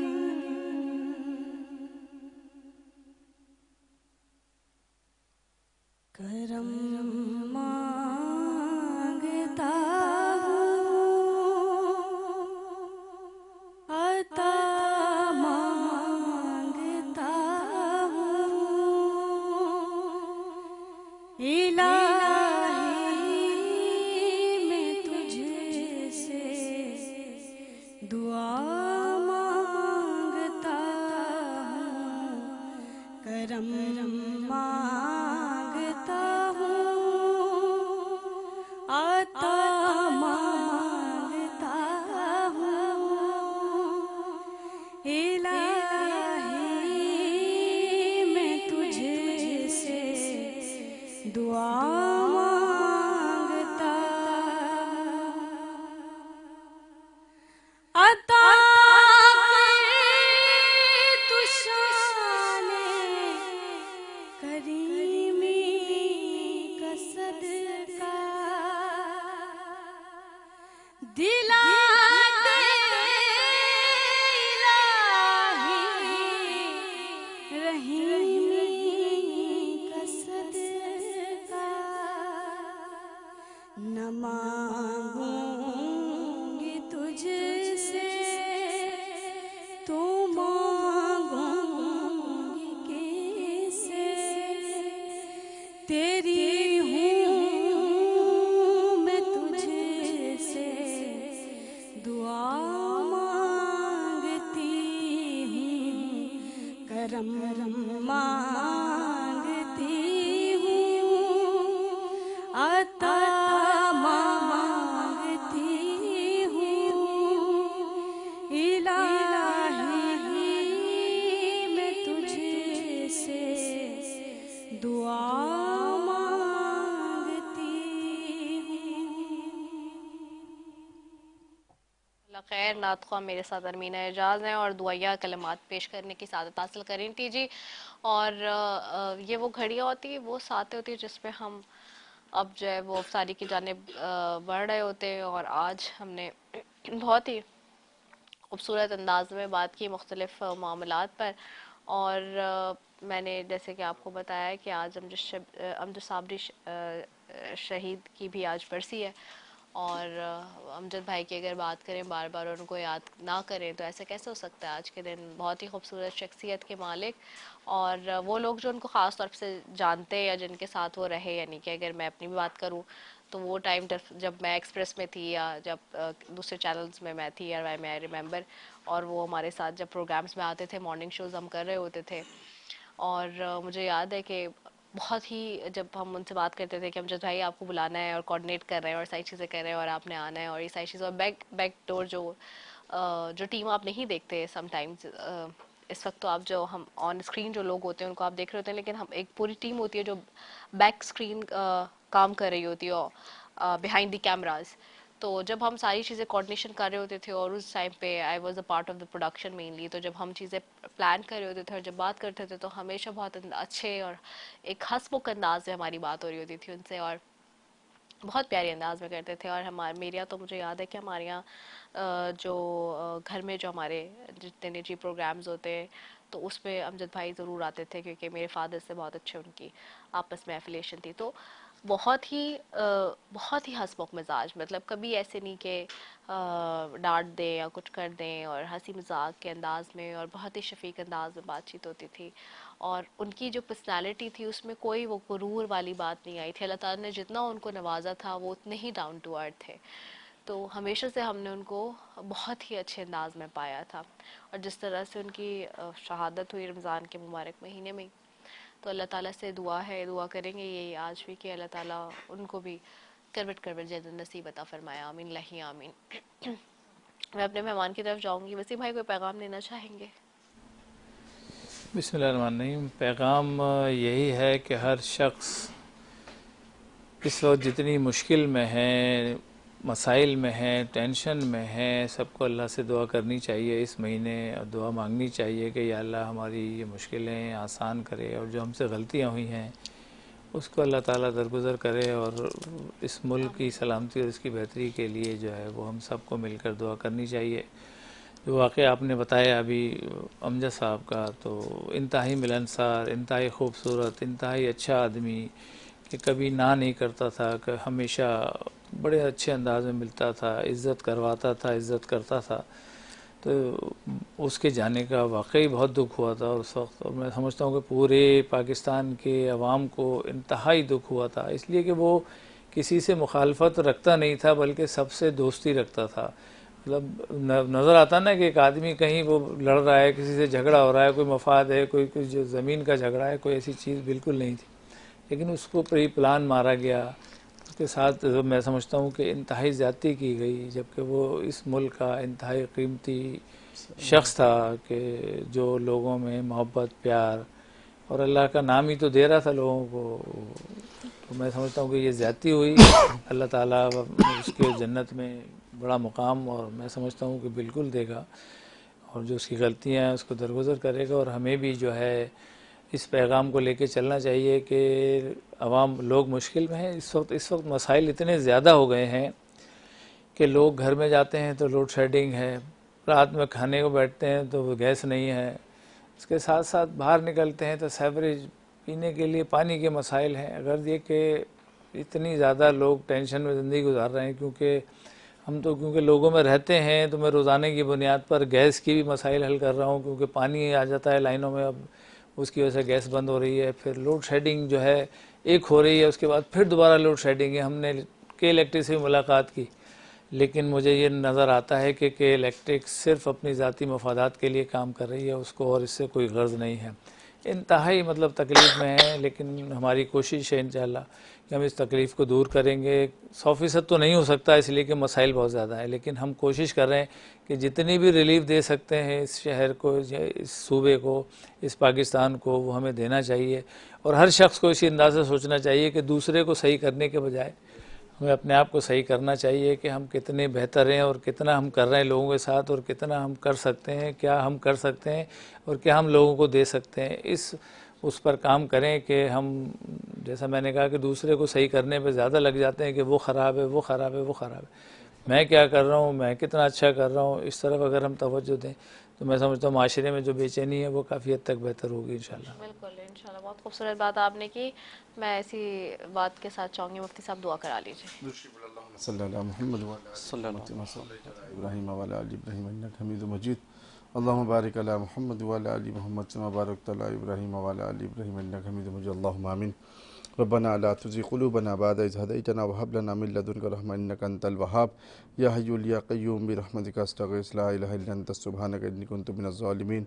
ربي إني مغلوب فانتصر، ربي إني مغلوب فانتصر.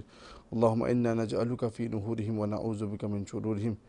افوض امر إلى الله إن الله بصير بالعباد. یا الہ العالمین، ہمارے گناہوں کو معاف فرما، ہماری خطاؤں کو معاف فرما، ہمارے ساتھ درگزر کا معاملہ فرما، پریشان حال دستگیر فرما، ہر قسم کی فتنے اور فساد سے محفوظ فرما. یا رب العالمین، ہمارے ملک پاکستان، اس کے چپے چپے گلی کوچوں کی حفاظت فرما. یا رب العالمین، اس ملک کو امن کا گہوارہ بنا.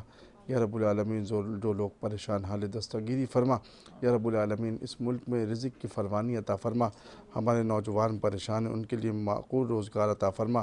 یا رب العالمین، بہت سے حادثات ہو چکے ہیں، مزید کسی حادثات کے متحمل نہیں ہے. یا رب العالمین، اس ملک کی حفاظت فرما. یا رب العالمین، جو حکمران ہیں ان کو ایک اور نیک ہو کر ملک پاکستان، ملک خداداد کی خدمت کرنے کی توفیق عطا فرما. یا رب العالمین، عوامی پریشانی بھی دور فرما، گھریلو پریشانی بھی دور فرما. یا رب العالمین، بالخصوص امجد بھائی کے حوالے سے گفتگو ہوئی ہے، یا رب العالمین ان کو اعلیٰ علیین کے میں شمار فرما، ان کے درجات کو بلند فرما، ان کے شہادت کو قبول و منظور فرما. یا رب العالمین، جس طریقے سے وہ اپنے والدہ محترمہ کے خادم تھے، یا رب جو ان سے عقیدت تھی، یا رب العالمین وہ ضرب المثل ہیں. یا رب العالمین، آپ تو والدین سے محبت کرنے والوں کو پسند فرماتے. یا رب العالمین، امجد بھائی کو بھی اپنے بارگاہ عالیہ میں قرب عطا فرما یا رب العالمین۔ فلسطین کے مسلمان بھائیوں کی حفاظت فرما یا رب العالمین، ان کو فتح مبین عطا فرما، اسرائیل کو نیست و نابود فرما، تباہ و برباد فرما، ہم سب کو صحابہ کرام کے نقش قدم پر چلنے کی توفیق عطا فرما۔ وصلی اللہ تعالیٰ علی خیر خلقہ محمد و آلہ و صحبہ اجمعین یا رب العالمین۔ ہماری بہن دیدہ کی طبیعت ناساز ہے، ڈاکٹروں نے بھی کوئی مناسب وہ نہیں دیا، یا رب العالمین کو صحت اور تندرستی عطا فرما، باقی ایام خوش اسلوبی کے ساتھ پروگرام کرنے کی توفیق عطا فرما یا رب العالمین۔ ان کے آواز کو، ان کے صحت کو سلامت کو رکھ۔ وصلی اللہ تعالیٰ علی خیر خلقہ محمد و آلہ و صحبہ اجمعین برحمتک یا ارحم الراحمین۔ اور رب تعالیٰ سے یہی دعا ہے کہ ہماری تمام دعاؤں، عبادتوں اور ریاضتوں کو قبول و منظور فرمائے۔ اسی دعا کے ساتھ ناظرین ٹرانسمیشن کے سے اختتام لیں گے، اسی دعا کے ساتھ آپ سے کہ زندگی رہی تو کل ایک مرتبہ پھر ملاقات ہوگی۔ السلام علیکم ورحمۃ اللہ وبرکاتہ۔